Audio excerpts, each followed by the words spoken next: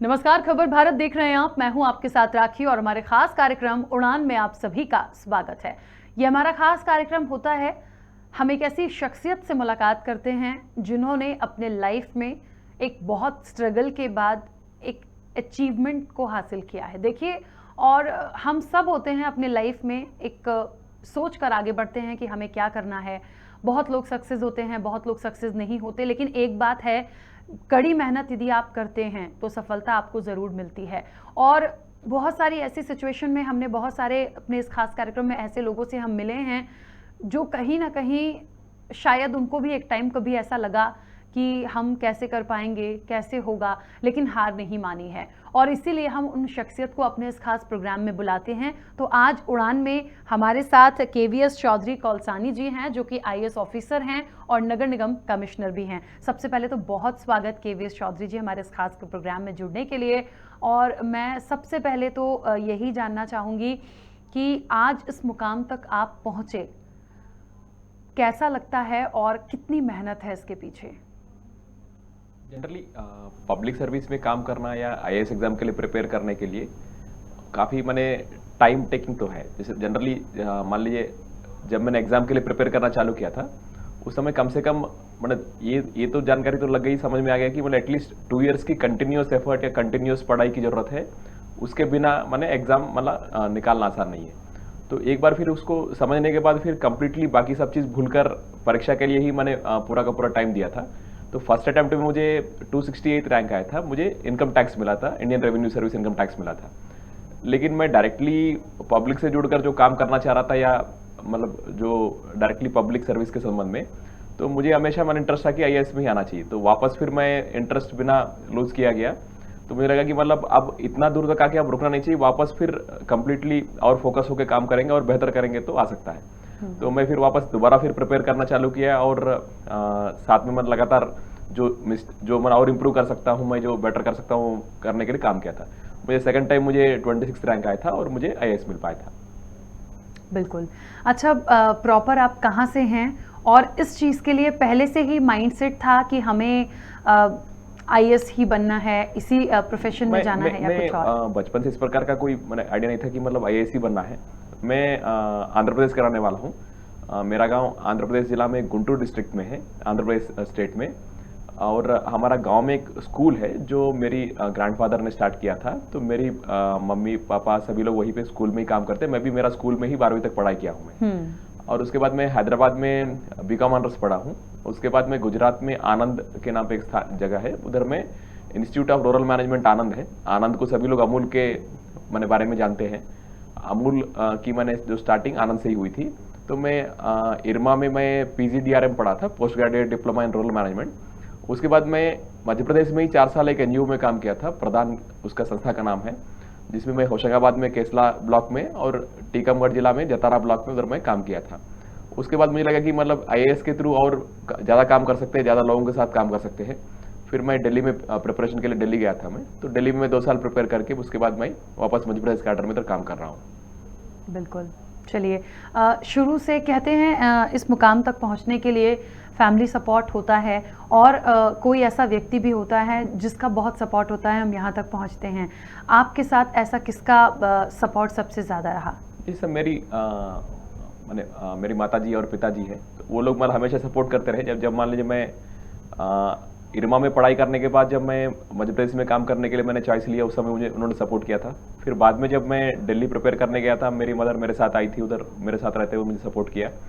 और अभी सर्विस में आने के बाद भी मेरी मैरिज के बाद मेरी वाइफ जो अभी लगातार हम लोग छोटे छोटे जगह पे भी रहे, मतलब जहाँ पे भी रहे, मतलब मेरे साथ मैंने हमेशा अभी भी है, मतलब काफ़ी सपोर्ट किया है। मतलब फैमिली का सपोर्ट बहुत इम्पॉर्टेंट होता है, तभी हम कर पाते हैं। अच्छा, सबसे ज़्यादा इम्पॉर्टेंट, बहुत सारे बच्चे हैं जो इस कॉम्पिटिटिव एग्ज़ाम की तैयारी करते हैं, बहुत ज़्यादा पढ़ते भी हैं, फिर भी कई बार सक्सेस नहीं होते हैं। इसके पीछे क्या वजह माने? मैंने ओवरऑल नंबर ऑफ जो पर्सन्स जो फाइनली जो मान लीजिए रैंक ले पाते कम ही लोग होते हैं। क्योंकि आप देखते हैं कि ऑलमोस्ट 2 से 3 लाख लोग अप्लाई करते हैं। उसमें 10-12 हज़ार लोगों को प्रिलिमिनरी परीक्षा के बाद मेंस परीक्षा लिखने के लिए मौका मिलता है। उस 10-12 हज़ार में फाइनली रैंक जो आते हैं 700 से लेकर 800 मतलब लोगों को ही फाइनली जो जॉब मिलता है। इसलिए नेचुरल है कि मतलब नंबर ऑफ मैंने जो पर्सन जो फाइनली जो मतलब सक्सीड हो पाते हैं वो कम होते हैं। मैं ये मानता हूँ कि मतलब आईएएस परीक्षा के पहले ही मैंने अपना कोई ना कोई एक अच्छी जॉब या नहीं तो मान लीजिए कोई भी एक क्या कहते हैं खुद को कॉन्फिडेंट रखने के लिए मतलब आप मतलब कहीं पे काम करके भी उसके बाद भी परीक्षा के लिए प्रिपेयर कर सकते हैं। आप क्या है कि मतलब एक मन से ये भय तो हटाना चाहिए कि इस परीक्षा नहीं है तो क्या क्या होगा, क्योंकि उस प्रकार का यदि मतलब उस भय से कोई प्रिपेयर करेंगे कि यार मैं यदि मान लो मतलब यदि मान लो बाई चांस मिस होगा तो मैं क्या हो जाएगा या तो कैसा रहूंगा, फिर उस भय से परीक्षा मान लीजिए क्लियर नहीं कर पाते हैं।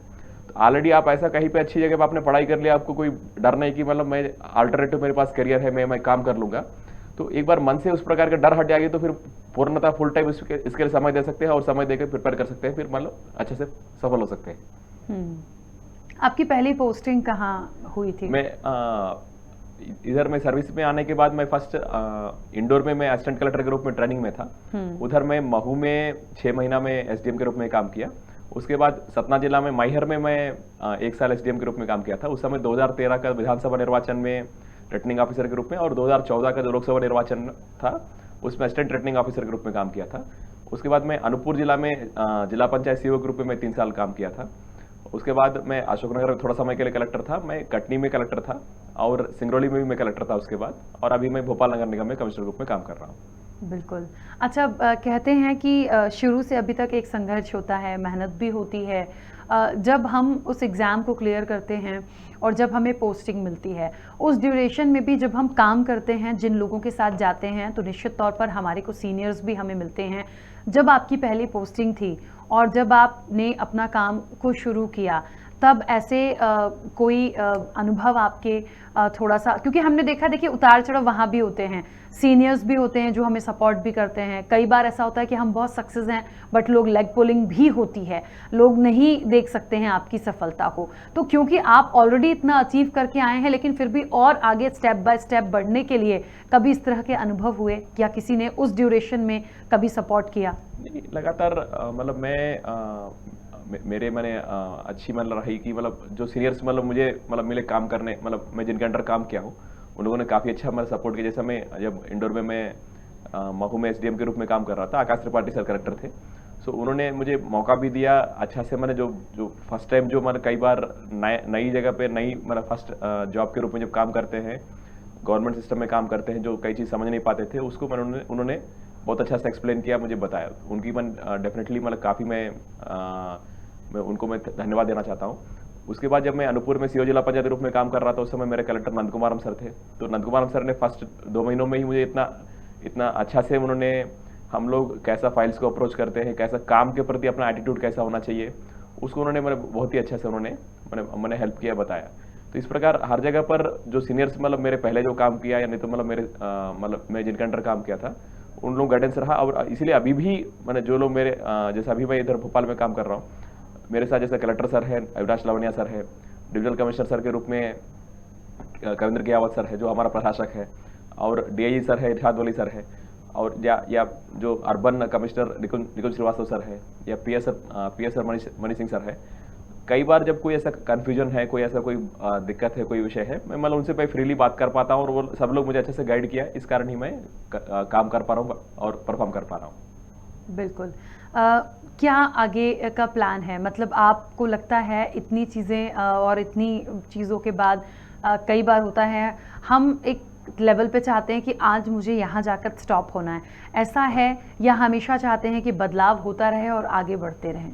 नहीं, एक्चुअली हमारी जॉब्स में हमेशा मान लीजिए इतनी अच्छी स्कोप है कि जो काम ऑलरेडी जैसे मान लीजिए अभी नगर निगम में जो काम कर रहे हैं, मान लीजिए फर्स्ट ईयर में मान लीजिए जो काम कर पाए थे, अभी सेकंड ईयर में मतलब काम करते करते और नया विषय और नया चैलेंजेस जो समझ में आते हैं और उसको और कैसा बेहतर कर सकते हैं, मतलब उसमें काम। जैसे मान लीजिए वाटर सप्लाई का विषय है, हम लोग नगर निगम एरिया में मतलब जितना हम लोग वाटर सप्लाई कर पा रहे हैं, और अब ऐसा और कई प्रोजेक्ट चिन्हित किया है जहाँ पे और बेटर मैंने सप्लाई करना चाहिए और बेहतर सप्लाई होना चाहिए। सीवरेज के संबंध में जैसे मान लीजिए और कौन सी एरिया में हमने सीवरेज का सप्लाई वो उसको इशू सॉर्ट आउट कर पाया, और कई ऐसा एरिया बचा जहाँ पे हमको काम करना चाहिए।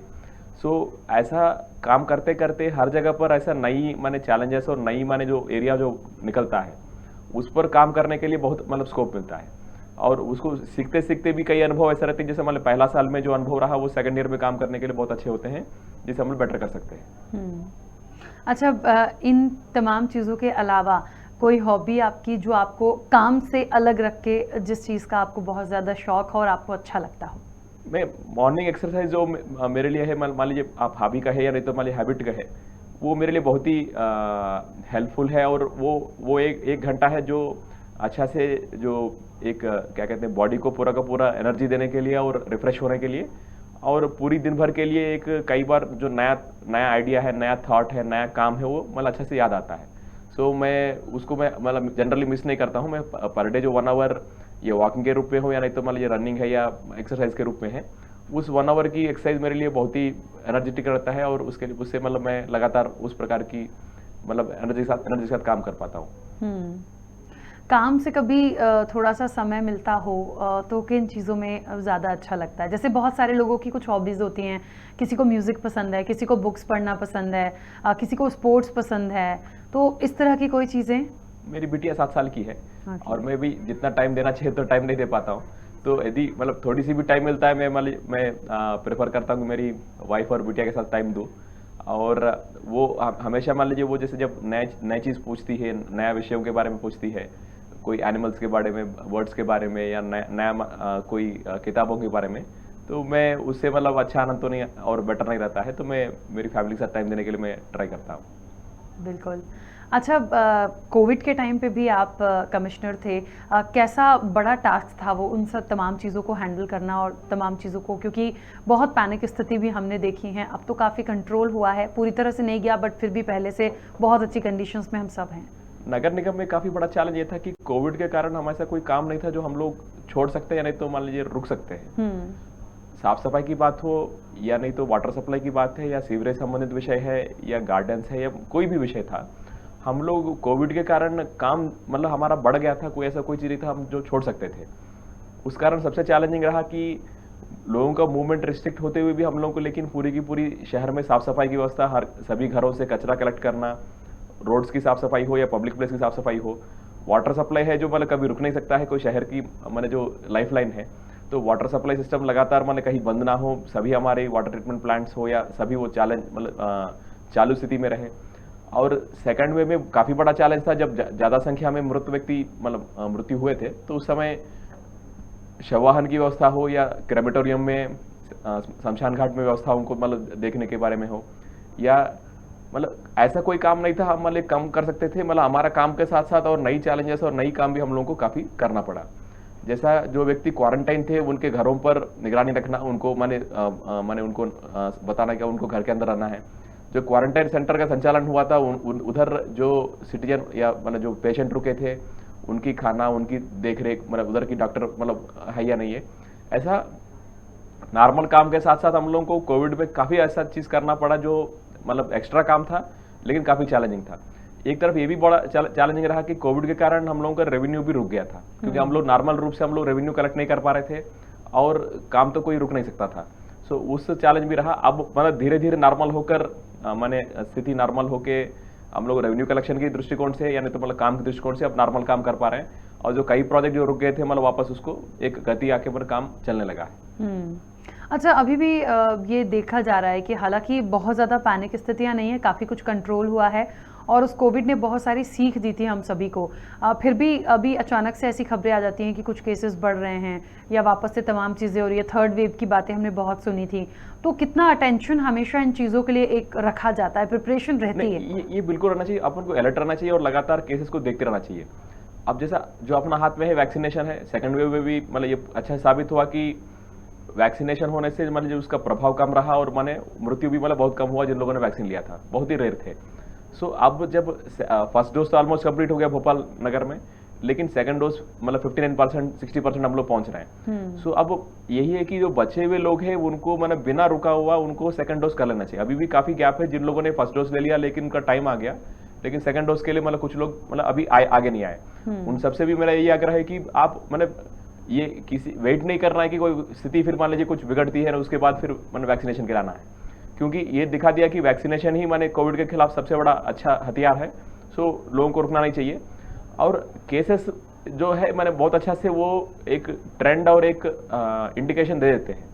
सो मान लीजिए एनीथिंग, आप जैसे अभी तो मान लीजिए सिंगल डिजिट में भोपाल में केस आ रहे हैं 2, 3 या 4, बोले तो जैसा ही यदि ऐसे कोई चांस बनता है कि मान लीजिए मोर देन 10 या मोर देन 20 आता है तो तत्काल सब लोगों को अलर्ट हो जाना चाहिए। और अभी भी बड़े ग्रुप में हो या बड़े माने आयोजन हो, उसमें तो बिल्कुल सावधान रखना चाहिए। हम लोग भी इसी प्रकार सब काम कर रहे हैं।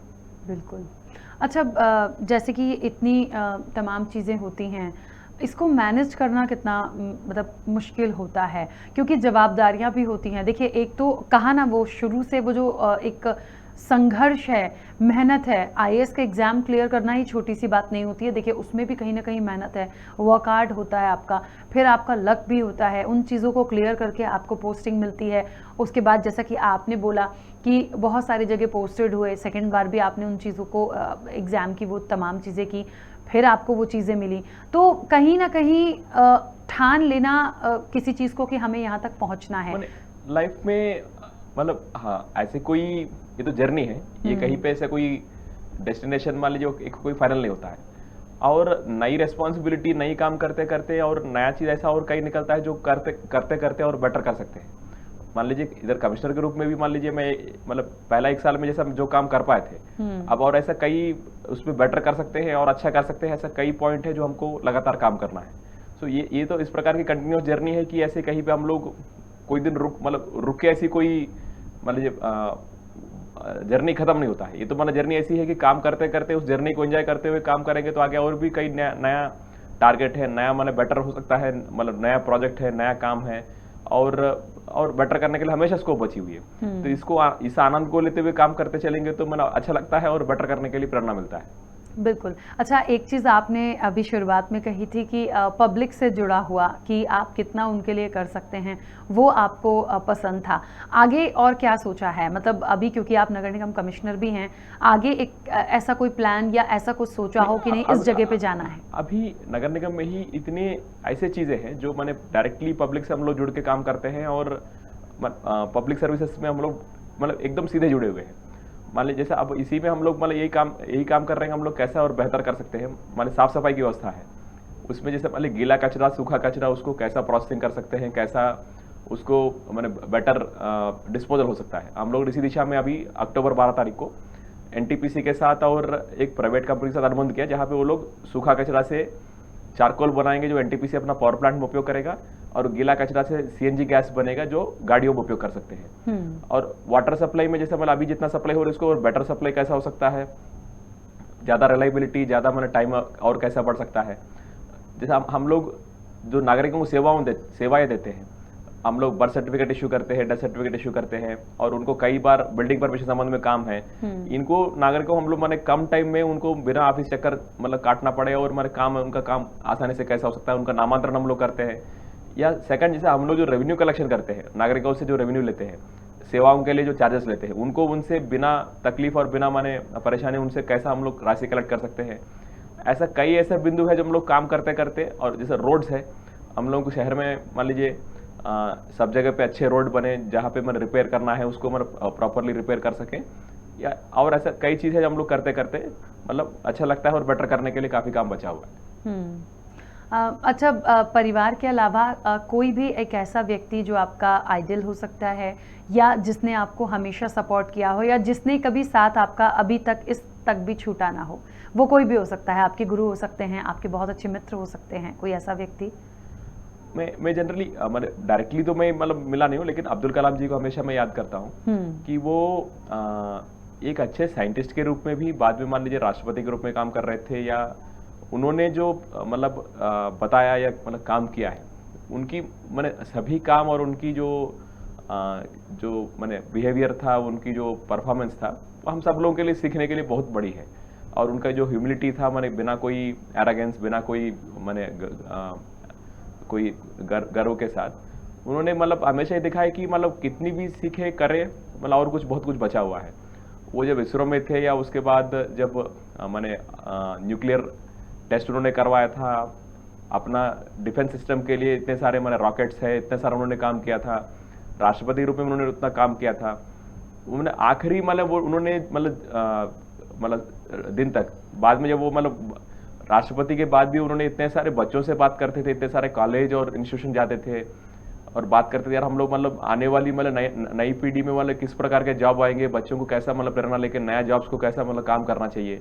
सो मतलब एक अच्छा टेक्निकल नॉलेज होना एक बात है, एक अच्छा इंसान होना भी और दूसरों को प्रेरणा देना, दूसरों से लगातार बात करते हुए मैंने एक बेटर जिंदगी के लिए और मैंने इंडिया को जैसे मैंने एक अच्छा और विश्व में एक बेहतर स्थिति में ले जाने के लिए मैं हमेशा अब्दुल कलाम जी को मतलब मानता हूँ कि उस प्रकार की मतलब प्रेरणा लेते हुए काम करना चाहिए। मैं उनको मैंने काफ़ी स्पेशल मानता हूँ। बिल्कुल।